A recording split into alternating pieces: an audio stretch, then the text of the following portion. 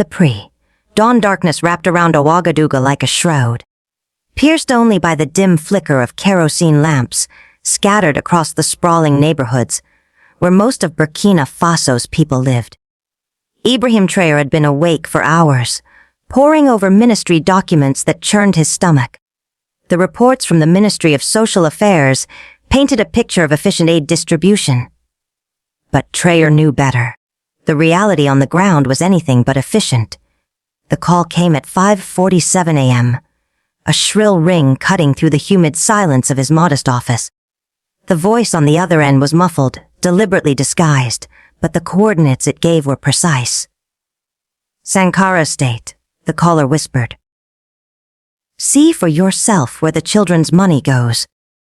Traoré's hand trembled as he wrote down the address. Minister Sankara, the same man who had stood beside him just 3 months ago, vowing transparency and compassion for Burkina Faso's most vulnerable, was now at the center of suspicion. The same man who had wept during their visit to the Sahelian children's home, where 37 orphans shared 12 beds and survived on 1 meal a day. Now, as Traoré's convoy moved through the darkened streets toward the city's wealthy outskirts, the familiar weight of betrayal pressed heavy on his chest. He had seen this pattern before, in Mali and Guinea, across a region where those entrusted to protect the innocent too often preyed upon them. But somehow, he had believed Sankara was different. A former schoolteacher from humble beginnings, Sankara had delivered impassioned speeches about breaking the cycle of poverty. It had seemed genuine. The convoy's radio crackled with intelligence updates. 3 more orphanages had closed this month for lack of funds. The Ouagadougou Children's Hospital was rationing medicine. Rural teachers remained unpaid while their students went hungry. Meanwhile, international donors continued funneling millions into Burkina Faso's social programs, believing falsely that the money was helping. As they reached the hills overlooking the capital, Traoré's security chief, Captain Ouedraogo, turned to him, eyes grim. "Sir, we've confirmed the records. The estate was purchased 8 months ago through a shell company in the Seychelles. The funding traces back to 3 different international aid accounts." The words struck like a hammer. 8 months ago, exactly when Sankara had introduced his new aid distribution system, a program hailed as a breakthrough in transparency. But instead of reform, it had created the perfect mechanism for theft. The first light of dawn lit the horizon as the estate came into view. Through the morning haze, Traoré saw the outline of a sprawling mansion rising from the red earth. Marble columns gleamed in the early sun, and the rumble of construction equipment echoed through the grounds. But what froze Traoré in place was the sight of children. Small figures moving among the construction debris, hauling buckets, pushing wheelbarrows. Some looked no older than 10. "My God," Captain Ouedraogo muttered. "Those are kids." Traoré clenched his jaw, watching a boy no older than 12 struggle with a bag of cement. His arms were stick-thin, his clothing in tatters. He moved with the slow, broken rhythm of a child who had long since passed the limits of exhaustion. These weren't workers' children, playing at a construction site. These were laborers, building a monument to their own exploitation. The convoy pulled up to the ornate iron gates. A security guard scrambled to speak into his radio, his eyes wide with panic. From behind the bars, the full scope of the compound came into view, a vast complex with multiple wings, a circular driveway, and in the distance, the glint of a swimming pool under construction. Traoré stepped out of his vehicle. Slowly, the noise of construction faded as workers noticed the military vehicles and the unmistakable presence of the nation's president. The children stopped working. Some stared, wide-eyed, at the man they had seen on TV, the one who had promised to protect them. From a temporary office structure emerged Minister Sankara, his crisp designer suit absurd against the dust and sweat of the worksite. His face turned pale, his hands shook.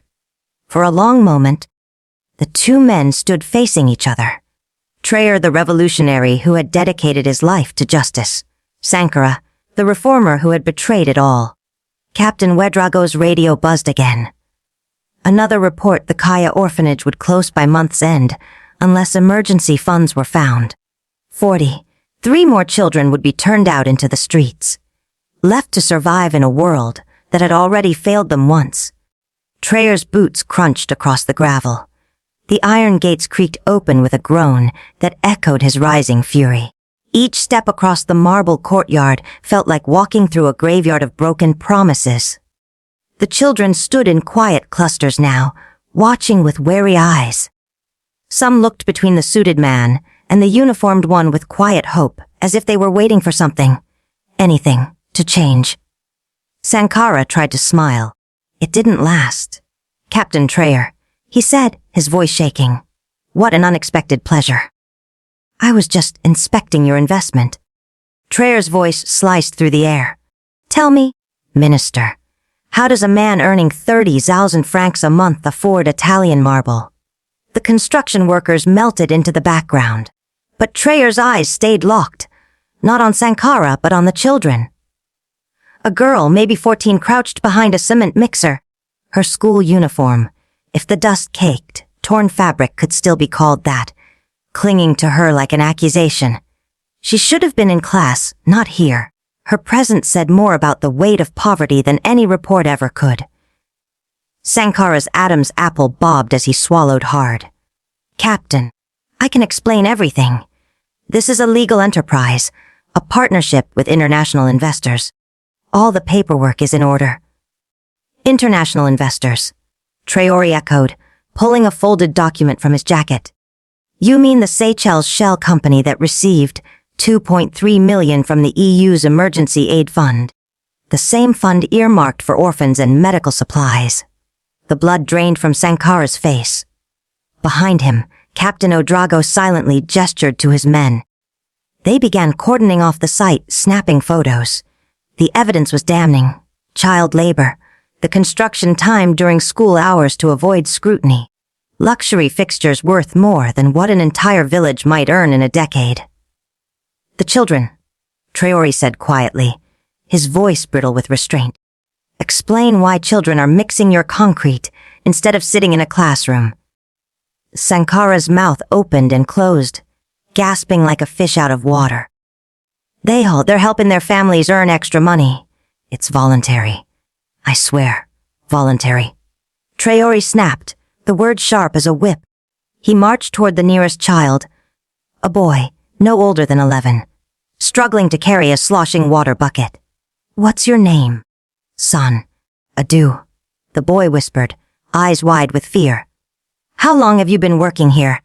"Since the rain stopped, sir." 3 months now." "And school?" Tears welled in the boy's eyes. "Mama says we need money for food. The school closed." The teacher left. Traoré clenched his fists. 3 months. Stolen from this boy's future to build a shrine to corruption. He turned back to Sankara, who was visibly sweating despite the morning chill. "The teacher left," Traoré said, "because you stopped paying salaries. The education budget was siphoned into your vanity project. These children are building your mansion because you stole their future." From across the courtyard, Captain Ouedraogo approached with a tablet in hand. "Sir," he said grimly, "we traced additional wire transfers, medical supplies, emergency food aid, educational materials, all routed through the same network of shell companies." Sankara collapsed to his knees on the imported marble floor he'd laid with stolen funds.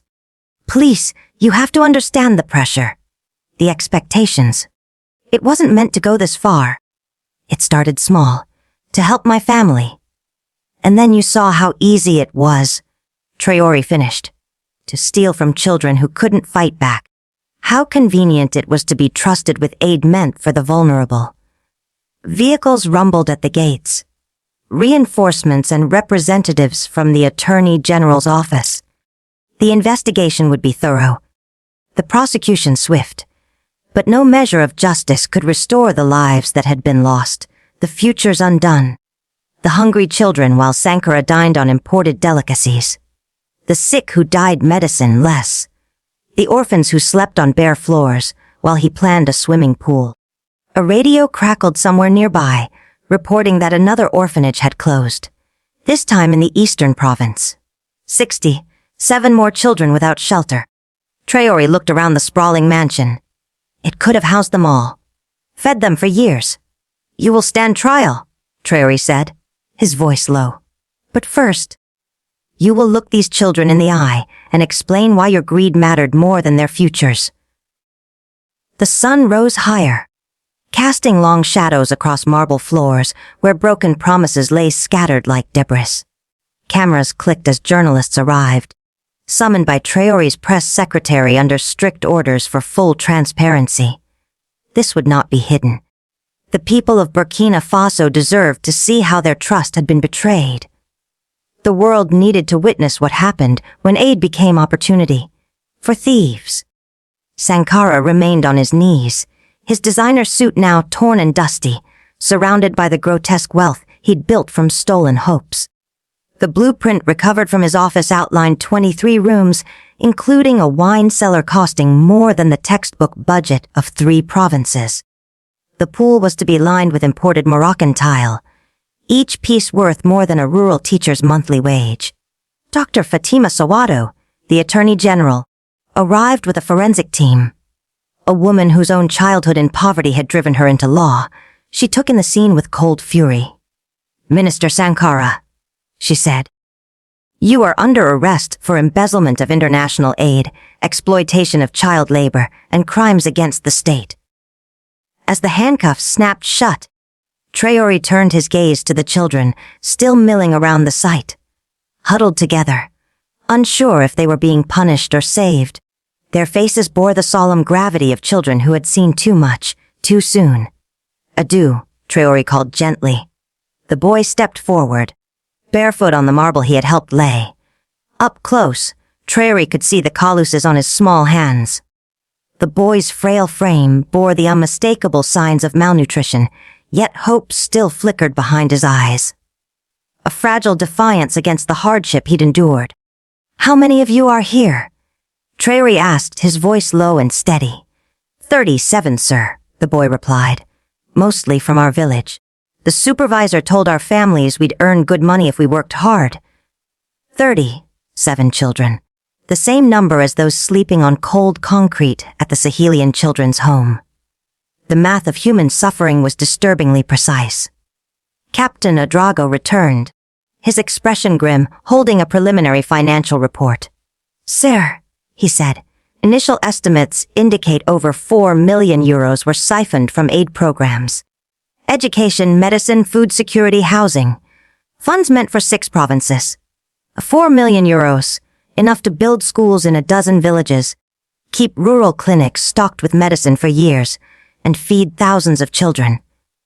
Instead, it had been spent on chandeliers, marble floors, and imported luxury. A shrine to greed, paid for with the futures of the country's most vulnerable." Journalists pressed forward, their cameras clicking furiously. International news crews were now arriving, CNN, BBC, France 24. Online, the story had already gone viral, drawing global outrage from London to Lagos. Donor nations demanded accountability. Aid organizations launched emergency audits. Elsewhere in West Africa, nervous ministers began discreetly reviewing their own accounts. Standing before the cameras, Traoré spoke, not just to the crowd in the courtyard, but to the world. "What you see here is not only corruption," he said. "It's betrayal. These children weren't simply exploited. They were robbed, twice. First, of the aid meant to nourish and educate them, and then of their childhoods, forced to build the monument to their own oppression." Dr. Fatima Sawado, Burkina Faso's Attorney General, had already begun interviewing the children. Each testimony was another nail in the coffin of the regime's deceit. Families had been misled with promises of steady income. Schools had closed when teacher salaries mysteriously stopped. Clinics shut down as medicine shipments vanished. Then came the girl, the one who had hidden behind the cement mixer. She approached cautiously, her torn school uniform hanging from her dust-caked frame.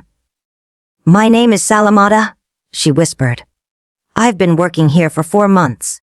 Will we get in trouble?" The question cracked something inside Traoré. These children didn't see themselves as victims. They had been taught to expect punishment, not justice, conditioned by survival to believe exploitation was their fault. He knelt before her. "No, child," he said gently. "You won't be punished. You were trying to help your family. The only one in trouble is the man who stole your future." Behind them, investigators traced the flow of stolen funds. Swiss accounts were frozen, shell companies dissolved, seized assets were redirected. The mansion built on betrayal would be converted into a school and orphanage. Its luxury sold to fund real education. The swimming pool, filled in and turned into a playground. At last, a place for children to be children. But no restitution could return Salamata's 4 lost months, or smooth the calluses on Amadou's small hands, or bring back the children who had died from treatable illnesses while medical budgets paid for imported tile. By midday, as the sun burned high over the marble courtyard, Traoré made a choice that would define his presidency. This would not be swept aside. Systemic reform would begin immediately. Oversight would be enforced, and the voices of the most vulnerable would no longer be ignored. Across the country, the news spread quickly. In villages where schools had closed and clinics had gone silent, crowds gathered in public squares, demanding answers. Justice had become a fire, and it was catching. 6 months later, the laughter of children echoed through the halls of the former mansion. Now, it bore a new name. The Sankara Memorial School and Orphanage, not as an honor, but as a reminder. A monument not to greed, but to accountability. 47 orphan children lived there. More than 200 local students attended classes in rooms once meant for opulence. Amadou sat at a desk, surrounded by bright artwork, math problems, and French vocabulary. His hands, once rough from concrete work, now bore only ink stains from eager note-taking. The transformation was real, but Traoré knew it was only a beginning. One small battle in a long war. 2 weeks earlier, the trial of former Minister Sankara had ended with a 25-year prison sentence and full asset forfeiture. The proceedings had been broadcast live across the nation and internationally streamed. A statement to the people, and to corrupt officials everywhere. Even more damning, the trial had exposed a deeper rot. Dr. Sawato's investigation unearthed similar fraud in 3 other ministries. 7 additional officials were arrested. Nearly 12 million in stolen aid recovered. Justice had come, but not quietly, not discreetly, and not alone.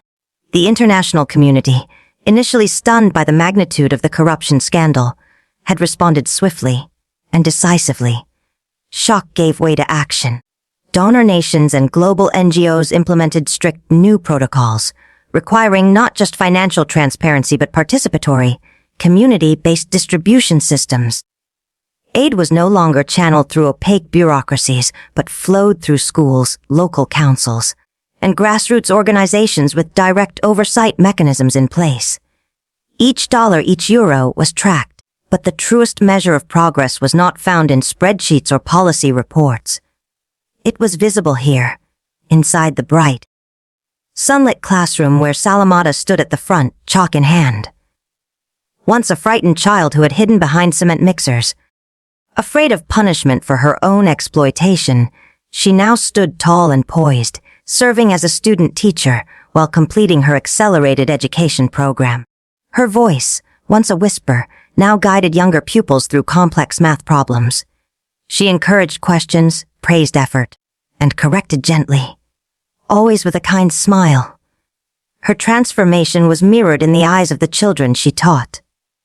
They looked up to her not just as a teacher, but as proof that healing was possible, that their pasts did not define them. A voice echoed down the hallway. "President Traoré is here!" Excited chatter erupted like a spark through dry grass. The children didn't respond with the stiff formality often expected in the presence of a head of state. They giggled, shuffled in their seats, craned their necks toward the door. To them, President Traoré wasn't some distant figure issuing decrees from a marble palace. He was the man who had listened to their stories, who had knelt to meet their gaze, who had promised and delivered. justice. Traoré entered with his characteristic humility. As always, he declined the ceremonial seat offered by the headmaster. Instead, he sat cross-legged on the classroom floor, blending in with the children who had once been voiceless in the shadow of a corrupt regime. This had become his tradition, monthly visits to the Sankara Memorial School and Orphanage, where he spent hours speaking directly with the students. These moments were more than symbolic. They were a reminder of who the government served, and why it must never forget. "Tell me about your studies," Traoré said, smiling at a boy seated nearby.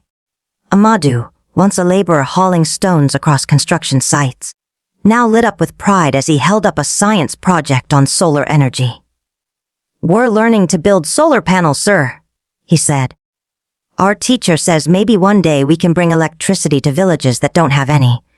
Traoré's smile deepened. The irony was profound. This same boy, once forced to build a monument to corruption, now dreamed of building infrastructure to uplift his community. Salamata approached with a tablet in hand and a neatly organized presentation on the school's agricultural program. The mansion's former luxury swimming pool had been repurposed into a thriving garden. Students now learned principles of sustainable farming, growing vegetables that supplied the school's lunch program. It was hands-on education rooted in self-reliance and community care. She gestured next to a structure that had once been Sankara's private spa. "This is now our technical workshop," she explained. "Teach older students carpentry, welding and metalwork. Many of them are already building furniture and tools for their villages." Behind her, murals covered the once sterile walls, children's drawings of smiling families, solar panels, schoolhouses, and stethoscopes now decorated the very space that had once symbolized injustice. "But there's one more thing we want to show you," Salamata added with a quiet sense of gravity. She led Traoré and the accompanying staff outside to the mansion's former grand entrance. Where opulence had once reigned, a new monument now stood by. A memorial wall, etched into polished slabs of repurposed marble, were the names of every school, orphanage, and medical clinic that had been shuttered or underfunded as a result of the stolen aid. The list was long. Some names were familiar, others were small, rural institutions known only to their local communities, but every one had mattered. At the center of the wall, carved deeply into the stone imported at great expense by Sankara himself, were just two words: never again. Beneath it, a simple inscription read, "In memory of promises broken and trust betrayed." In honor of those who turned pain into purpose. Traoré felt the weight of the moment settle in his chest. It wasn't sorrow, it was resolve. This wasn't just a monument, it was a declaration. As the president stood in silence, joined now by Captain Wedigo, former head of the Anti-Corruption Task Force, now serving as Minister of Transparency and Accountability, he nodded solemnly. Wedigo's department had been formed in the wake of the scandal, its authority unmatched in the new government. It had full access to all state financial records and the power to conduct unannounced audits of any ministry or agency. "Accountability is not a destination," Wedigo had once said. "It's a practice, a daily promise."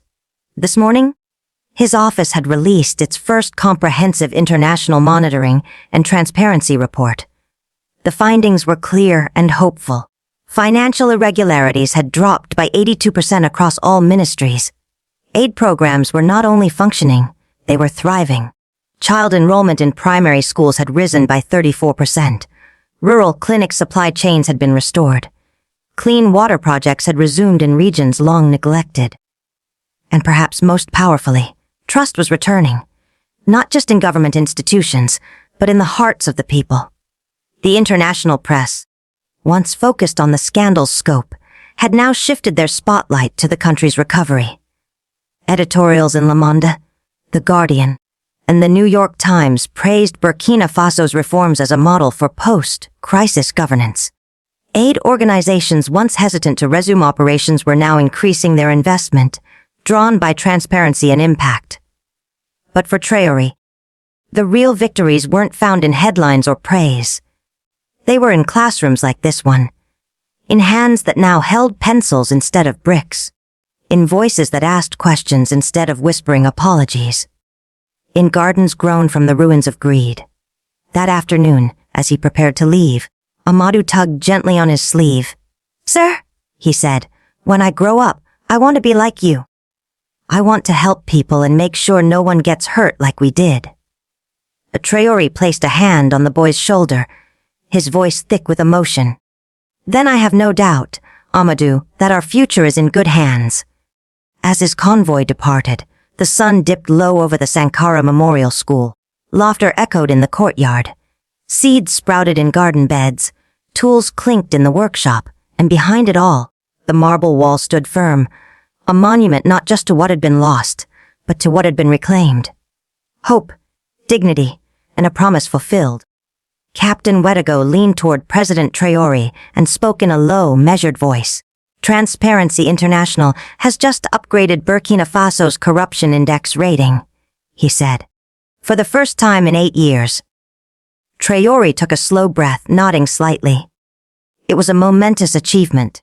The country had long languished in the lowest tiers of international trustworthiness, its name synonymous with mismanagement and scandal. But now, global perceptions were shifting. Ouedago continued. "Several aid organizations have confirmed they're restoring full funding to suspended programs.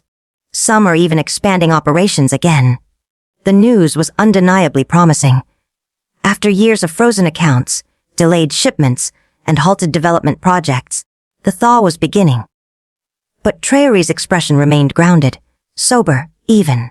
He knew the fight wasn't over. International recognition was encouraging, but his focus remained squarely on the deeper, longer struggle rebuilding trust, not just with foreign donors, but among the people of Burkina Faso themselves. He glanced out the window of the school building. Children played in the courtyard, their laughter rising like music into the late afternoon air. Inside, classrooms buzzed with learning. Every face represented a life disrupted by the corruption of the past, but also a future being rewritten. One chalkboard equation, one science project, one answered question at a time. This wasn't just recovery, it was renewal. The children at this school weren't only victims of past negligence. They were also the architects of a different tomorrow. As the afternoon sun dipped lower, Traoré moved to the next item on his schedule, a community town hall. Held monthly in various districts, these gatherings had become a cornerstone of his administration. They weren't for cameras or staged photo ops. They were real, often difficult conversations between the government and the governed. The meeting today was held under the shade of a wide canopy, erected near the school, with plastic chairs arranged in a wide circle. Farmers, teachers, elders, market women, and parents filled the seats. Some brought notebooks, others came only with questions. A father stood up, gripping his worn straw hat in both hands. His eyes were tired. "My daughter lost 2 years of education when the schools closed," he said, voice tight with emotion. "The money you recovered brought the buildings back. Yes. But those years, they're gone forever." The crowd murmured quietly. There was pain in his words, a wound that no amount of budgetary reform could truly heal. Traoré met the man's gaze and nodded solemnly. "You're absolutely right," he said. "No amount of money can give back what your daughter lost, and no recovery plan can erase the harm done to children like her. But what we can do, what we must do, is make sure that the education she receives now prepares her to build a better future. One in which her own children will never experience what she did." A quiet ripple of assent moved through the group. The meeting continued long past sunset. Under lanterns and generator-powered floodlights, they debated the challenges of agricultural subsidies, access to clean water, rising transportation costs, and understocked clinics. There were no easy solutions, only shared responsibility, yet something profound had changed. These weren't the performative outreach efforts of past governments. This was participatory governance, messy, slow and often uncomfortable, but genuine. The meeting closed with handshakes, hugs, and notes scribbled into government planners' notebooks. Promises were made, not by politicians speaking into microphones, but by ministers and district officials speaking directly to the people they served. As Traoré prepared to leave the school grounds, Amadou, the bright-eyed student who had earlier spoken about solar energy, approached shyly with something in his hand.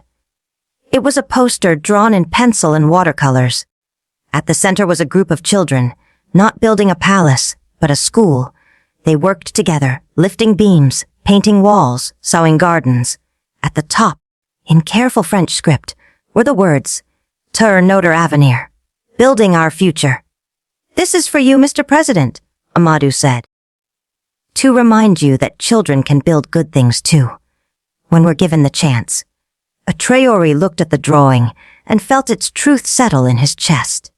These children had once been exploited to build a monument to vanity. Now, they dreamed of building schools, clinics, and futures. The Sankara case had been resolved. Convictions were handed down. Funds had been recovered. But Traoré understood with deep clarity this was only the beginning. True justice wasn't about closing court cases. It was about opening doors. The real work lay ahead, building a nation where a child's first dream was of education, not survival, where their hands held pencils, not hammers, where schools were not battlegrounds for corruption, but sanctuaries of learning. As the presidential convoy pulled away, the radio inside crackled with evening updates. 3 new rural schools opened today in the Sahel region, funded by recovered aid. The medical clinic in Komanjari province received its first shipment of antibiotics in 6 months. In Ouagadougou, construction has begun on a new state-run orphanage, its blueprints developed in consultation with children who once lived on the streets. Each headline was a marker of progress. Yet none of it erased the past. It only pointed toward a different future. Back at the mansion that had once epitomized betrayal, laughter echoed through its halls. Where marble once served as a symbol of greed, it now bore murals painted by children. Music from the carpentry workshop mingled with the scent of garden soil. In the heart of the former dictator's compound, children danced. They danced in the same rooms where they had once been silenced. And the marble wall at the school's entrance remained, etched with the names of places nearly destroyed by corruption, crowned by the promise, never again. Traoré looked out the window as the convoy descended into the valley. The lights of Ouagadougou sparkled ahead like a sea of grounded stars. His country was changing, not because of any one man, but because its people had chosen to reclaim what was stolen. As president, he carried a unique burden, but also a sacred trust to listen, to lead, and to never again allow silence where voices were needed most. And tonight, he carried with him a poster. A child's drawing, a blueprint for the future. A reminder that justice wasn't only about punishing the guilty. It was about empowering the innocent.